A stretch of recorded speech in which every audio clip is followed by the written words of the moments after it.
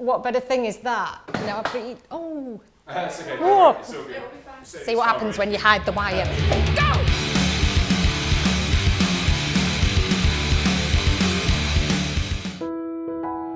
We are at Works of Heart Pottery Studio in Horwich in the northwest. This is where customers can drop in to choose a pot to paint, but I also do freelance illustration and artwork, as well as going into schools, community groups and charities. My background as an artist is minimal, so I'm completely self-taught. It went by the wayside. I found other passions and ended up doing a 12-year career in sign language translation, working with deaf teenagers, which was fantastic. I rediscovered art in my early 30s and I've just flown with it ever since. I love it.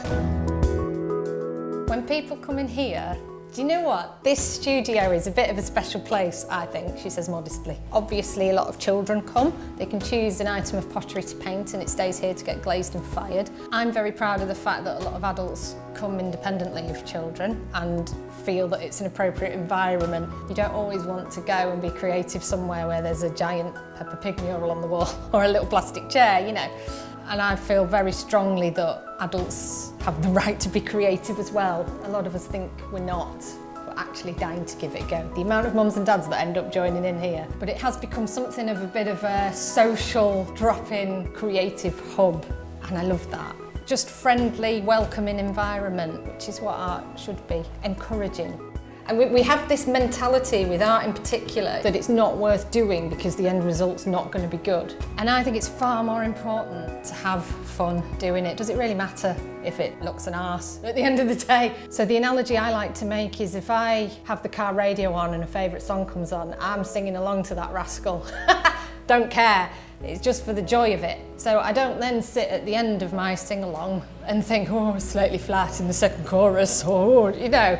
A lady came in for her daughter's hen do, insisted she wasn't creative, and she painted this beautiful rectangular plate in the colours of the wedding for her daughter, and she was made up with herself. And at the end said, I want to write, you know, the date of the wedding, so it's a gift for my daughter to keep. So I said, well, I have this sort of squeezy fancy writing pen. I'm happy to do it for you, but I think you've come this far. Have a go on, do it. So it was all very tense and she's warming up, oh, I can do this. And she beautifully wrote the date, sat back all chuffed with herself till her friend leaned over and she went, why have you put today's date? She was like, oh! And she'd like beautifully written just today's date. Well, the whole place erupted into laughter. She just put a big cross through it, wrote the actual date next to it. Now the bride came in to collect all the pots afterwards and she said, it is by far my favourite present. Embracing failure is really important. Mistakes are good. I go into a lot of schools now and do a lot of school workshops, and it's really interesting. If you ask a reception class of 4-year-olds, who here is good at drawing? Every hand will go up. Literally, as you go up the years, less and less and less so. And then you get to adults and it's like, forget it. There's a famous quote by Picasso, every child is an artist, the problem is staying one as you grow older.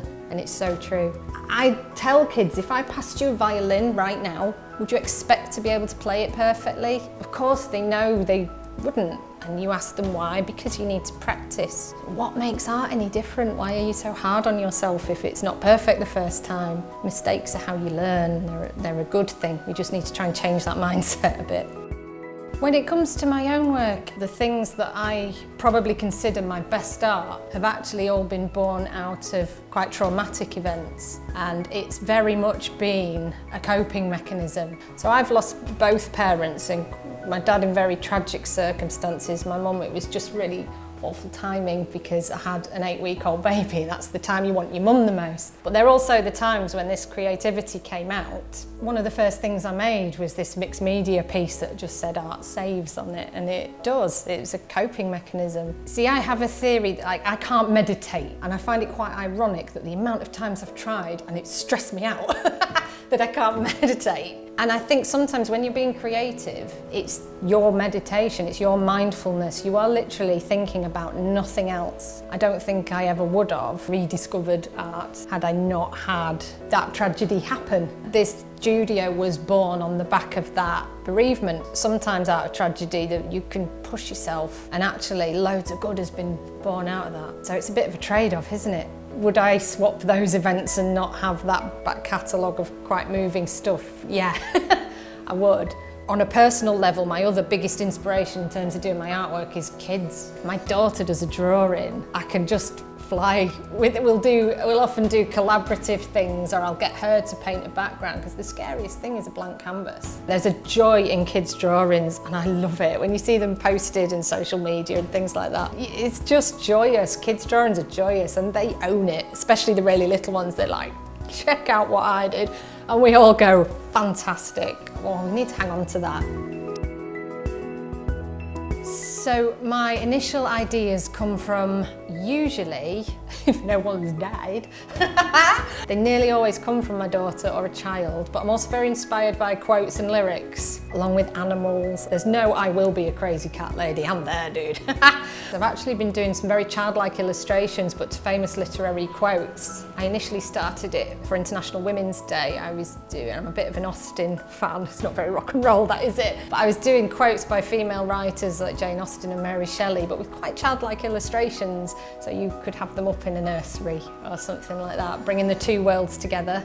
This little studio wouldn't work in another community. It has been built up over the last couple of years, and because I've visited a lot of schools as well, a lot of children know me now, and I love that. Although it can backfire, you know when you see the little nursery chains when they're all in their little, the little high vis, and they've got the ropes and they're following each other.